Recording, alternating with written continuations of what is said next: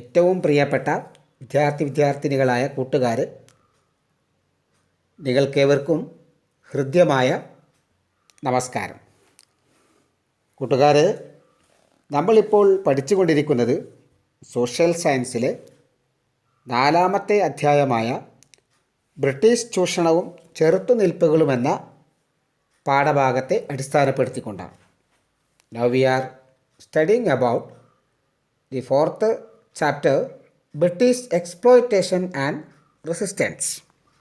We are already studied about the impact of the British policies from this first part of this chapter.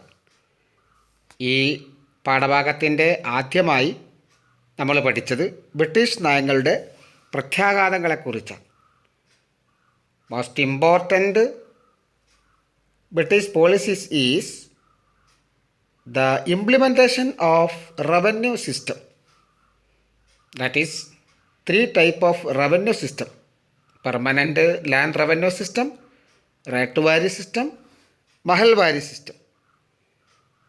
3 നികുതി സമ്പ്രദായങ്ങളാണ് ബ്രിട്ടീഷുകാർ Indian ജനതയുടെ മേൽ നടപ്പിലാക്കിയത്. അതിലൊന്ന് ശാശ്വത ഭൂനികുതി വ്യവസ്ഥ, റൈറ്റ് വാരി വ്യവസ്ഥ, മഹൽവാരി വ്യവസ്ഥ എന്നിവയായിരുന്നു. Then the next point we already studied about the commercialization of agriculture. Commercialization of agriculture means during the British rule they were compelled to cultivate crops according to market needs. As a result, commercial crops were largely cultivated instead of food crops. This transformation is termed as commercialization of agriculture. അതായത് ബ്രിട്ടീഷുകാരുടെ ഭരണകാലത്ത് കർഷകർ വിപണി ലക്ഷ്യമാക്കി കൃഷി ചെയ്യാൻ നിർബന്ധിതരായി. ഭക്ഷ്യവിളകൾക്കു പകരം നാണ്യവിളകൾ വൻതോതിൽ കൃഷി ചെയ്തു. ഈ മാറ്റത്തെയാണ് അക്കാലത്ത് കൃഷിയുടെ വാണിജ്യവൽക്കരണം എന്ന് പറയപ്പെട്ടിരുന്നത്.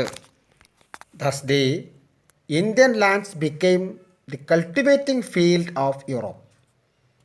From the table below we can see identify the major crops that were widely cultivated in that period.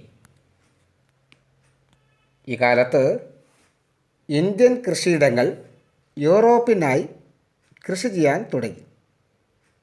അങ്ങനെ വളരെ വ്യാപകമായി കൃഷി ചെയ്ത വിളകളാണ് ഇനി കാണാൻ പോകുന്നത്. നോക്കൂ മക്കളെ, നീലം കൃഷി ചെയ്തിരിക്കുന്ന എവിടെയാണ്? ബംഗാൾ, ബീഹാറിൽ. പരുത്തിയോ? മഹാരാഷ്ട്ര, പഞ്ചാബ്. കരിമ്പ് ഉത്തർപ്രദേശിൽ. തേയില നമ്മുടെ കേരളത്തിലും ആസാമിലും. അതുപോലെ ചണം, ചാക്കുന്നൂല് നിങ്ങൾ കേട്ടിട്ടുണ്ടായിരിക്കും. അത് പ്രധാനമായിട്ടും ഉൽപ്പാദിപ്പിക്കുന്നത് ബംഗാളിലാണ്. അതുപോലെ ഗോതമ്പ് പഞ്ചാബിൽ നിന്നാണ് നമുക്ക് ഇറക്കുമതി ചെയ്യുന്നതും ഉൽപ്പാദിപ്പിക്കുന്നതും. Okay dear students, now we are going to discuss about the indigo revolt. Indigo had high price in the market during that period. It was used for dyeing. For no artificial colors were used at that time. നമ്മൾ ഇനി പഠിക്കാൻ പോകുന്നത് നീലം കർഷകരുടെ കലാപങ്ങളെക്കുറിച്ചാണ്. ഈ പാഠഭാഗത്തിലെ ഏറ്റവും പ്രധാനപ്പെട്ട ഒരു ഭാഗമാണ്. നീലത്തിന് ബ്രിട്ടീഷ് ഭരണകാലത്ത് വിപണിയിൽ ഉയർന്ന വില ലഭിച്ചിരുന്ന കാലഘട്ടമായിരുന്നു. തുണികൾക്ക് നിറം നൽകാനായിരുന്നു അന്നത്തെ കാലത്ത് നീലം ഉപയോഗിച്ചിരുന്നത്. ഇന്നത്തെ പോലെ കൃത്രിമമായ ചായങ്ങളൊന്നും അന്നുണ്ടായിരുന്നില്ല. With the industrial revolution in the 18th century in England, textile industry gathered much momentum and the demand for indigo further increased. 18ാം നൂറ്റാണ്ടിൽ ഇംഗ്ലണ്ടിലുണ്ടായ വ്യവസായ വിപ്ലവം തുണി നിർമ്മാണ രംഗത്ത് വലിയ ഒരു കുതിച്ചുചാട്ടം തന്നെ ഉണ്ടായി. അതോടെ എന്ത് സംഭവിച്ചു? നീലത്തിൻ്റെ ആവശ്യവും വർദ്ധിച്ചോ.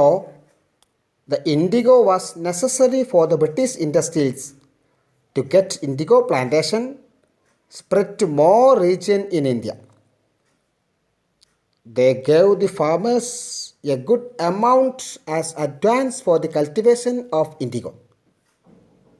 The farmers succumbed to the temptation of the company owners and widely planted indigo as they were in trouble with no other means to pay the heavy land tax. Each farmer who accepted the advance amount from the British was liable to plant indigo in a fixed portion of his land. The farmers were also compelled to cultivate it at the most fertile part of the agriculture land of Indians. അതുകൊണ്ട് ഇന്ത്യയിൽ നീലം കൃഷി വ്യാപകമാക്കേണ്ടത് British വ്യവസായികളുടെ ഒരാവശ്യമായിരുന്നു. കർഷകർക്ക് വൻ തുക മുൻകൂറായി നൽകി അവരെക്കൊണ്ട് നീലം കൃഷി ചെയ്യിപ്പിച്ചു. ഉയർന്ന ഭൂനികുതി അടക്കാൻ കഴിയാത്ത വളരെ വിഷമിച്ചിരുന്ന പാവപ്പെട്ട കർഷകർ കമ്പനി ഉടമകളുടെ നിർബന്ധത്തിന് വഴങ്ങി വ്യാപകമായി നീലം കൃഷി ചെയ്തു. അങ്ങനെ ബ്രിട്ടീഷുകാരിൽ നിന്ന് പണം മുൻകൂറായി കൈപ്പറ്റിയ ഓരോ കർഷകനും തൻ്റെ കൃഷിയിടത്തിൻ്റെ നിശ്ചിത ഭാഗത്ത് നിലം കൃഷി ചെയ്യണമെന്നതായിരുന്നു നിബന്ധന.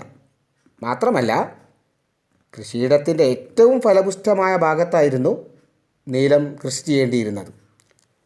അങ്ങനെ വ്യാപകമായി നീലം കൃഷി ഇന്ത്യയിൽ നടപ്പിലാക്കി. So, the land used for the cultivation of food grains was to be reserved for indigo plantations. Instead of food grains, the indigo plantations were planted in all over in agricultural field in India. Due to the interference of the British agents in the harvesting season, the farmers received only a lower price for indigo. അതായത് ഭക്ഷ്യധാന്യങ്ങൾ കൃഷി ചെയ്യുന്ന സ്ഥലങ്ങളിൽ നീലം കൃഷി നിർബന്ധിതമായി കൃഷി ചെയ്യേണ്ടതായിട്ട് വന്നു. എന്നാൽ വിളവെടുപ്പ് കാലത്തോ ബ്രിട്ടീഷ് ഏജൻറ്റുമാരുടെ ഇടപെടൽ കാരണം പാവം കർഷകന് നീലത്തിന് വളരെ വില കുറഞ്ഞ വില മാത്രമേ ലഭിച്ചതുള്ളൂ. അങ്ങനെ then later when artificial colors were invented, indigo became absolute. This made the plight of the farmers more miserable, for they had used much of their land for indigo cultivations.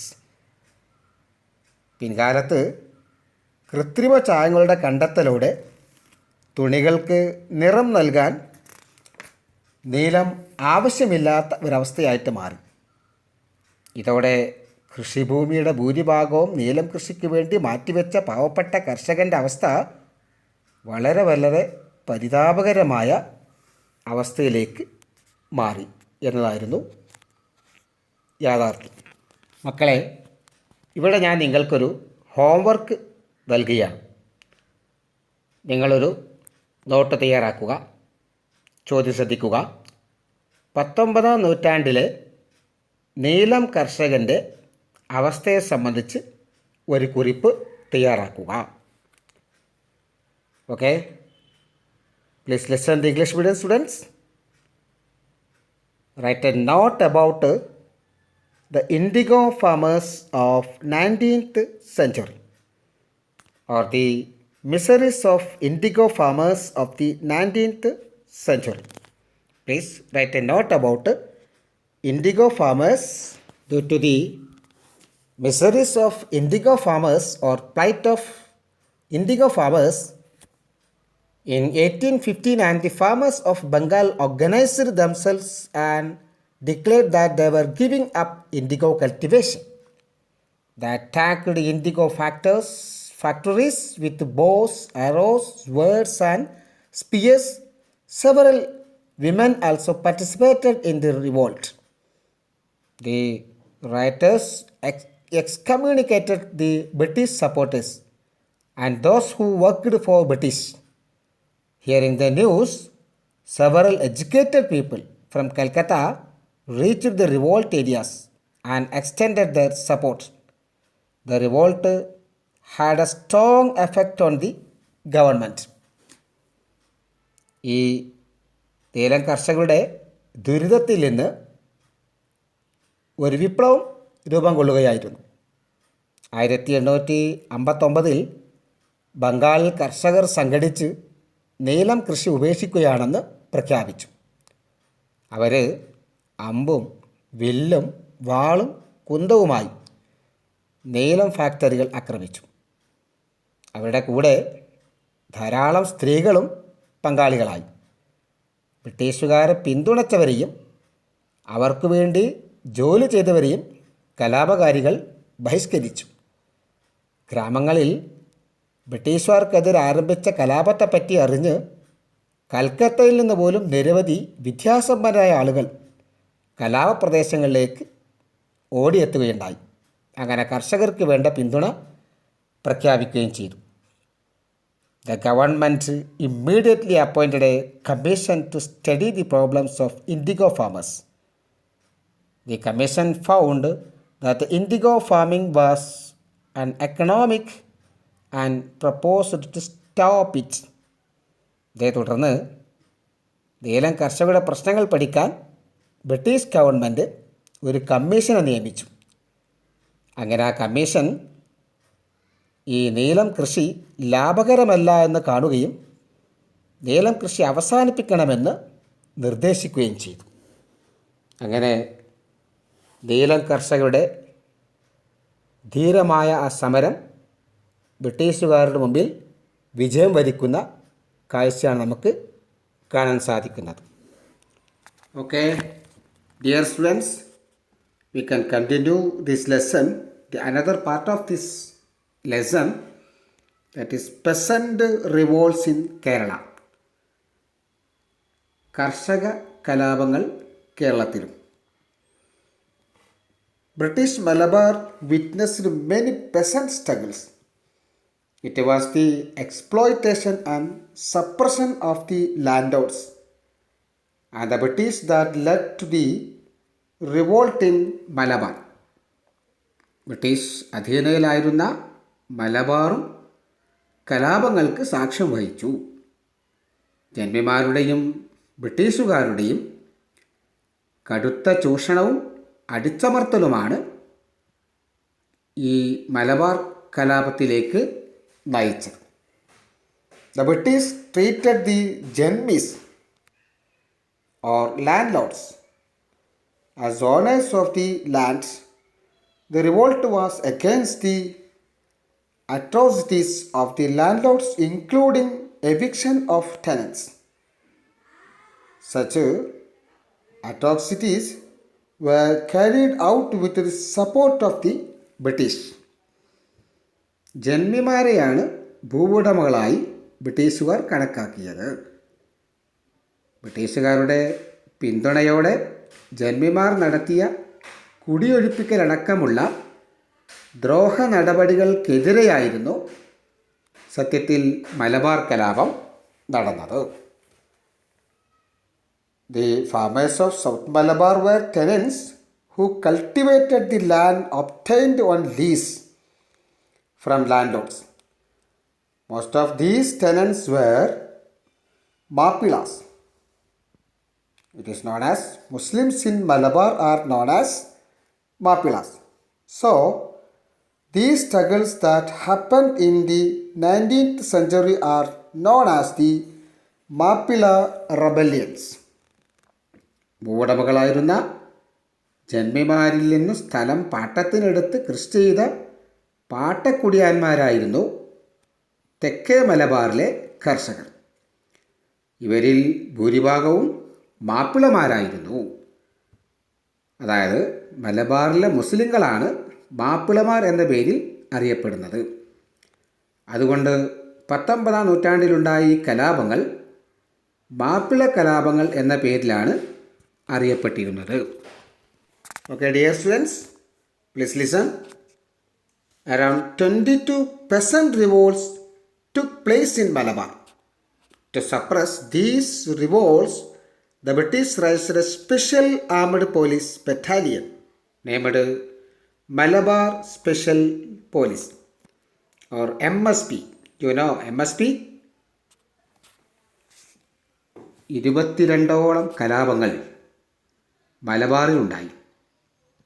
ഈ കലാപങ്ങളെ അടിച്ചമർത്താൻ വേണ്ടി മലബാർ സ്പെഷ്യൽ പോലീസ്, നിങ്ങൾക്കറിയില്ലേ M S P എന്ന പേരിലൊരു പ്രത്യേക police സേനയെ തന്നെ രൂപീകരിക്കുകയുണ്ടായി.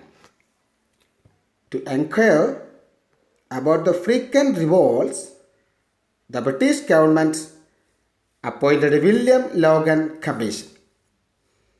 The commission pointed out that the cause of the struggle was the unfair land revenue system of the British. അങ്ങനെ തുടർച്ചയായ ഈ കലാപങ്ങളെപ്പറ്റി പഠിക്കാൻ വേണ്ടി ബ്രിട്ടീഷ് ഗവൺമെൻറ് വില്യം ലോഗൻ കമ്മീഷനെ നിയമിച്ചു. ആ കമ്മീഷൻ്റെ പഠന റിപ്പോർട്ട് അവസാനമായി പുറത്തു വന്ന എന്താണെന്ന് അറിയണ്ടേ? എന്താണ്? ബ്രിട്ടീഷുകാരുടെ തെറ്റായ നികുതി നയമാണ് മലബാറിലെ കലാപത്തിന് വഴിവെച്ചത് എന്ന് കമ്മീഷൻ ചൂണ്ടിക്കാണിക്കുകയുണ്ടായി. കൂട്ടുകാരെ, നിങ്ങൾ കനോലി പ്ലോട്ട് എന്ന് കേട്ടിട്ടുണ്ടോ? നിലമ്പൂരിൽ പോകുമ്പോൾ നിങ്ങൾക്ക് ആദ്യം കാണാൻ കഴിയുന്ന തേക്ക് വെച്ച് പിടിപ്പിച്ച ഒരു തോട്ടമാണ് കനോലി പ്ലോട്ട്. മാപ്പിള കലാപ സമയത്ത് അന്നത്തെ മലബാറിലെ മജിസ്ട്രേറ്റ് ആയിരുന്നു കനോലി സാഹിബ്. അദ്ദേഹം Kozhikode west ഹില്ലിലുള്ള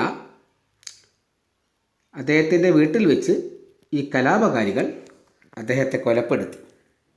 U know Conolly, during Mappila riots, the insurgents murdered Kanoli. The then district magistrate of Malabar at his residence in West Hill, Calicut. Okay, dear students, we can go to next part of this lesson, that is struggles, storms, jungles. Jungles means forests. അതായത് കാടുകൾ കലാപഭൂമിയാകുന്നു എന്ന ഭാഗത്തേക്ക് കടക്കാം. The Sandals is a tribe inhabiting the valleys of Rajmahal Hills, stretching across the basins, Bengal, Jharkhand and Bihar.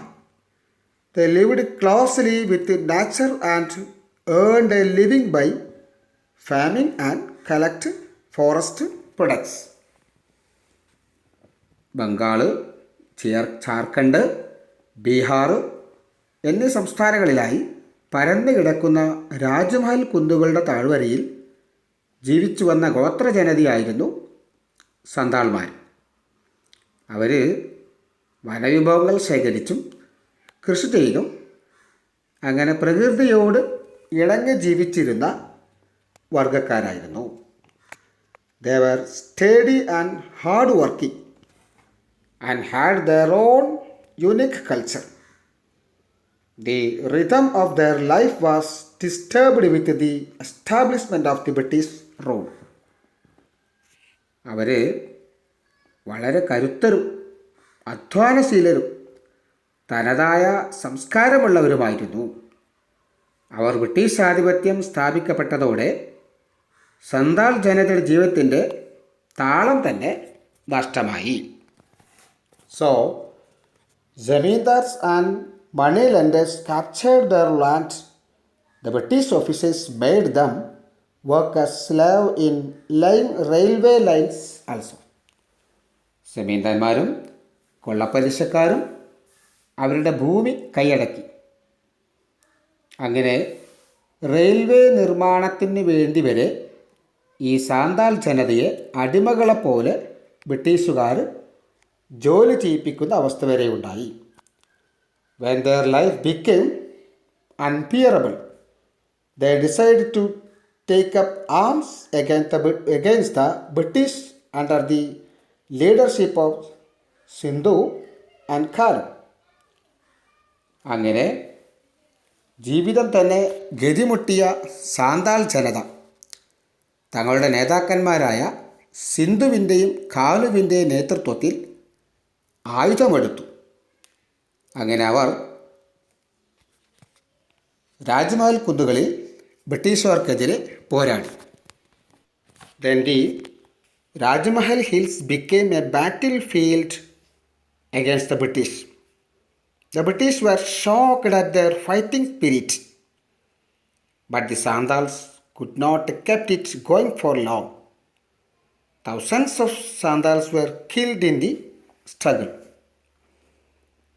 Rajmahal കുന്നുകൾ British ചൂഷകർക്കെതിരായ പോരാട്ടവേദിയായിട്ട് മാറി. ഗോത്രജനതയുടെ പോരാട്ട വീര്യത്തിന് മുമ്പിൽ ബ്രിട്ടീഷുകാർ പകച്ചു നിന്നു. എന്നാൽ ദീർഘകാലം പിടിച്ചു നിൽക്കാൻ സാന്താൾ ജനതയ്ക്ക് കഴിഞ്ഞില്ല. അങ്ങനെ ആയിരക്കണക്കിന് സാന്താളുകൾ ഈ ധീരമായ പോരാട്ടത്തിൽ വീരമൃത്യു വരിച്ചു. The above description is about the resistance of the Sandals against the British in 1855. 1855 ബ്രിട്ടീഷുകാർക്കെതിരെ സാന്താൾ ജനത നടത്തിയ ചെറുത്തുനിൽപ്പിൻ്റെ വിവരണമാണ് ഇപ്പോൾ മുകളിൽ നിങ്ങൾക്ക് വിശദീകരിച്ചു തന്നത്. The tribes became the victims of the British rule, gathering forest produce, cattle rearing, shifting cultivation and hunting were their major means of livelihood. ഈ ഗോത്രജനതയുടെ ജീവിതം ബ്രിട്ടീഷുകാരുടെ കാലത്ത് വളരെ ദുരിതപൂർണമാക്കി. അവർ ജീവിച്ചിരുന്നത് വനവിഭവങ്ങൾ ശേഖരിച്ചും കന്നുകാലികളെ വളർത്തിയും പുനം കൃഷി നടത്തിയും വേട്ടയാടൽ നടത്തിയുമായിരുന്നു. എന്നാൽ ബ്രിട്ടീഷുകാരുടെ ഭരണം വന്നതോടെ അതെല്ലാം നിശ്ചലമായി. The forest acts imposed by the British made their life miserable. They were prohibited to enter forests. The British declared forests as protected. The forests that were abundant with the trees required by the British were declared as protected forest. ബ്രിട്ടീഷുകാർ നടപ്പിലാക്കിയ വനനിയമങ്ങൾ ഇവരുടെ ഗോത്രജീവിതത്തെ ദുരിതപൂർണമാക്കി. കാരണം വനങ്ങളെ സംരക്ഷിത പ്രദേശങ്ങളായി പ്രഖ്യാപിച്ചതോടെ ഈ പാവങ്ങൾക്ക് വനത്തിൽ പ്രവേശിക്കാൻ പോലും പറ്റാതെയായി. ബ്രിട്ടീഷുകാർക്ക് ആവശ്യമായ മരങ്ങൾ ലഭ്യമായ വനങ്ങളായിരുന്നു സംരക്ഷിത വനങ്ങളായിട്ട് പ്രഖ്യാപിച്ചിരുന്നത്. The British widely felled trees from forests to lay railway lines and build ships, and for plantation, the British levied tax at higher rates on the forest produce collected by the tribes. These situations led the tribes to fight against the British. ബ്രിട്ടീഷുകാർ കപ്പൽ നിർമ്മാണം, റെയിൽപാത നിർമ്മാണം തുടങ്ങിയ ആവശ്യങ്ങൾക്കായി വനവിഭവങ്ങൾ ധാരാളമായി മുറിച്ചുകൊണ്ടിരുന്നു. കൂടാതെ തോട്ടം വ്യവസായങ്ങൾ ആരംഭിക്കാൻ വേണ്ടിയും വനങ്ങൾ വ്യാപകമായി നശിപ്പിച്ചു. ഗോത്രജനത ശേഖരിച്ചിരുന്ന വനവിഭവങ്ങളുടെ മേൽ ബ്രിട്ടീഷുകാർ ഉയർന്ന നികുതിയും ചുമത്തി. ഈ സാഹചര്യങ്ങളാൽ വിവിധ ഗോത്രവിഭാഗങ്ങൾ ബ്രിട്ടീഷുകാർക്കെതിരായി കലാപം നടത്താൻ നിർബന്ധിതരായി. അങ്ങനെയാണ് ഈ കലാപത്തിൻ്റെ ഹേതുവായ വസ്തുതകൾ നമുക്ക് കാണാൻ കഴിയുന്നത്. Dear students, the situation led the tribes to fight against the British. കൂട്ടുകാരെ, ഈ ഗോത്രവർഗക്കാർ എങ്ങനെയാണ് ബ്രിട്ടീഷുകാർക്കെതിരെ യുദ്ധം ചെയ്യാനിടയായ സാഹചര്യം എന്താണെന്ന് നിങ്ങൾക്ക് ഇത്രയും പറഞ്ഞതിൽ നിന്ന് മനസ്സിലാക്കിയിട്ടുണ്ടാകും. ഇനി ഞാൻ നിങ്ങളോട് ഒരു ഹോംവർക്ക് ചെയ്യാൻ വേണ്ടി നിർദ്ദേശിക്കുകയാണ്. നോട്ട് ചെയ്ത് വെക്കുക. ബ്രിട്ടീഷ് ഭരണം ഗോത്രജനവിഭാഗങ്ങളുടെ ജീവിതം ദുസ്സഹമാക്കിയത് എങ്ങനെ? ബ്രിട്ടീഷ് ഭരണം ഗോത്രജനവിഭാഗങ്ങളുടെ ജീവിതം ദുസ്സഹമാക്കിയത് എങ്ങനെയാണ്? How did the British rule make the tribal life miserable? Once more listen. How did the British rule make the tribal life miserable?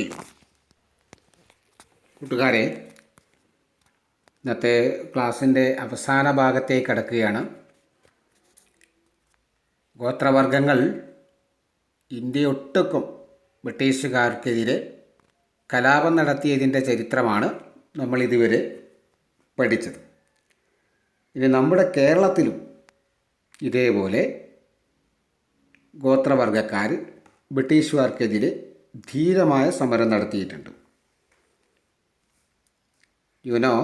കുറിച്ച revolt.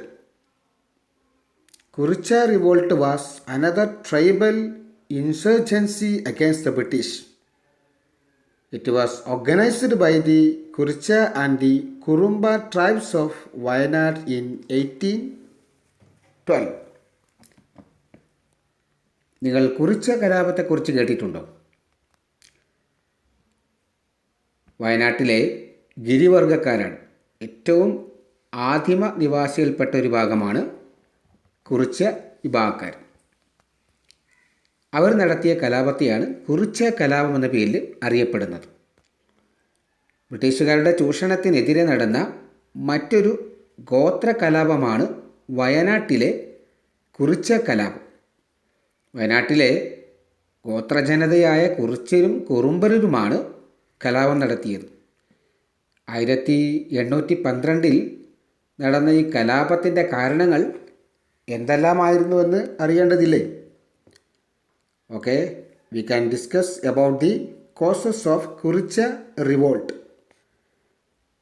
First, imposition of excessive tax by the British. And second, compulsion for paying tax in cash. And the third causes, seizing of agricultural land for non-payment of tax.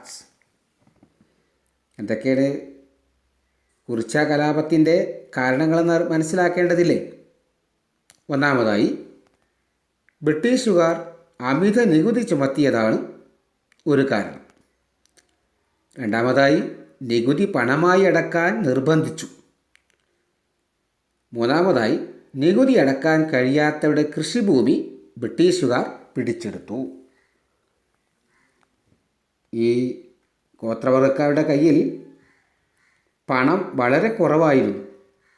അതുകൊണ്ട് നികുതി പണമായി അടക്കാൻ നിർബന്ധിച്ചത് അവരെ സംബന്ധിച്ചിടത്തോളം വളരെ ദുസ്സഹമായ ഒരു തീരുമാനമായിരുന്നു.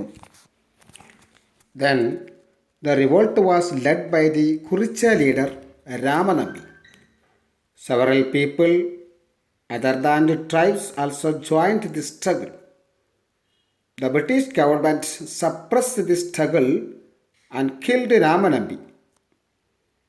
About this, T.H. Baker, then the sub-collector of Talasheri, recorded, if the rioters could resist one more month, they could control the entire state. കലാപം നടന്നത് കുറിച്ച നേതാവായ രാമനമ്പിയുടെ നേതൃത്വത്തിലായിരുന്നു. ഗോത്രജനതയ്ക്ക് പുറമെ മറ്റു വിഭാഗങ്ങളും കലാപത്തിൽ പങ്കാളികളായി.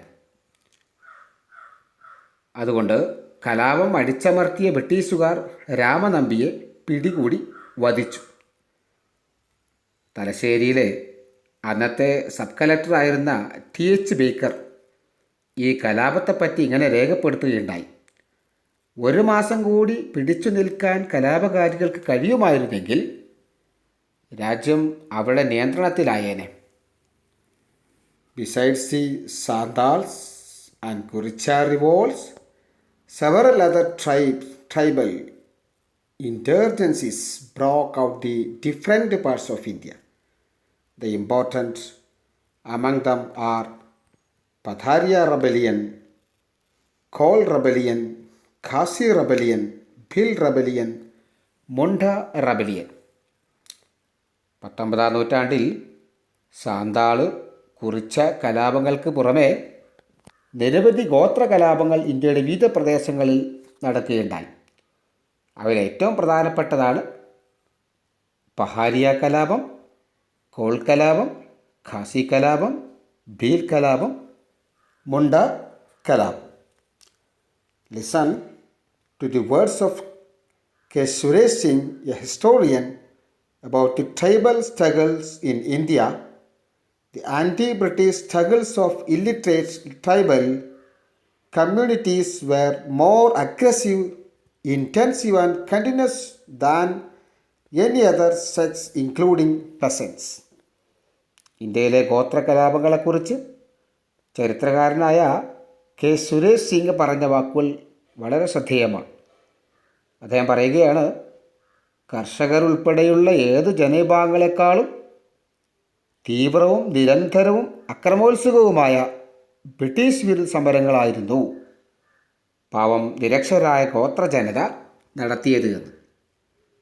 കൂട്ടുകാരെ, ഈ പാഠഭാഗത്തിൽ നിന്നും ബ്രിട്ടീഷുകാർക്കെതിരെ ഗോത്രജനവിഭാഗം നടത്തിയ ധീരമായ സമരത്തെക്കുറിച്ചാണ് നമ്മൾ പഠിച്ചത്. Dear friends, now the another homework, that is the reason of this Kuricha revolt. Note correctly which are the reasons of this or Kuricha revolt. 1812 നടന്ന കുറിച്ച കലാപത്തിൻ്റെ കാരണങ്ങൾ എന്തെല്ലാം? നോട്ട് ചെയ്ത് വെക്കുക. കുറിച്ച കലാപത്തിൻ്റെ കാരണങ്ങൾ എന്തെല്ലാം? പ്രിയ കൂട്ടുകാരെ, വിദ്യാർത്ഥിനികളെ, നമ്മൾ ഈ പാഠഭാഗത്ത് ഇതുവരെ പഠിച്ച പാഠഭാഗങ്ങൾ ഒരിക്കൽ കൂടി വിലയിരുത്തുകയാണ്. നീലം കർഷകരുടെ കലാപത്തെക്കുറിച്ചാണ് ആദ്യം പറഞ്ഞത്. നീലം കർഷകർ എങ്ങനെയാണ് ബ്രിട്ടീഷുകാരുമായി കലാപത്തിലേക്ക് ഇറങ്ങിയത് എന്ന സാഹചര്യത്തെക്കുറിച്ചും അതിന് കാരണമായ വസ്തുതയെക്കുറിച്ചും പറയുകയുണ്ടായി. The indigo revolt, which are the causes of indigo revolt. രണ്ടാമതായി കർഷക കലാപങ്ങൾ, മലബാറിലെ ഓർ കേരളത്തിലെ കർഷക കലാപങ്ങളെക്കുറിച്ച്. Peasant revolt in Kerala or Malabar. കർഷകരായ മാപ്പിളമാരായ മലബാറിലെ കർഷകർ ബ്രിട്ടീഷുകാർക്കെതിരെ നടത്തിയ ധീരോദാത്തമായ സമരത്തെക്കുറിച്ച്. മൂന്നാമതായി കാടുകൾ കലാപഭൂമിയാകുന്നു. Struggle storms jungles. രാജ്മഹൽ കുന്നുകളെപ്പോലുള്ള ഇന്ത്യയിലെ വനമേഖലകൾ കൈയടക്കിയ ബ്രിട്ടീഷുകാരുടെ നയങ്ങളിൽ ജീവിതം തന്നെ ദുസ്സഹമായ ഗോത്രവർഗക്കാരുടെ ധീരോദാത്തമായ സമരത്തെക്കുറിച്ചാണ് കാടുകൾ കലാഭൂമിയാവുന്ന ഭാഗത്ത് നമ്മൾ പഠിച്ചത്.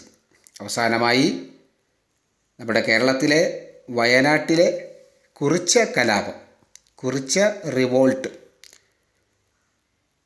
ഈ കലാപങ്ങളെക്കുറിച്ചാണ്, ബ്രിട്ടീഷുകാർക്കെതിരെ നേരിടുന്ന കലാപങ്ങളെക്കുറിച്ചാണ് നമ്മൾ ഈ പാഠഭാഗത്ത് ചർച്ച ചെയ്തത്. തീർച്ചയായിട്ടും എൻ്റെ മക്കൾ നന്നായി വായിച്ച് പഠിച്ച് മനസ്സിലാക്കുകയും ഇതിൽ താഴെ നൽകുന്ന ചോദ്യങ്ങൾക്ക് ഉത്തരം കണ്ടെത്തി തയ്യാറാവുകയും ചെയ്യണം. തീർച്ചയായിട്ടും നിങ്ങളുടെ പഠന പ്രവർത്തനങ്ങൾക്ക് എല്ലാവിധ പിന്തുണയും ഞങ്ങളുടെ ഭാഗത്തുനിന്നുണ്ടാകും. ഒരിക്കൽ കൂടി എല്ലാവർക്കും ദൈവാനുഗ്രഹം നേരുന്നു. നിങ്ങൾക്ക് നന്ദി. നമസ്കാരം.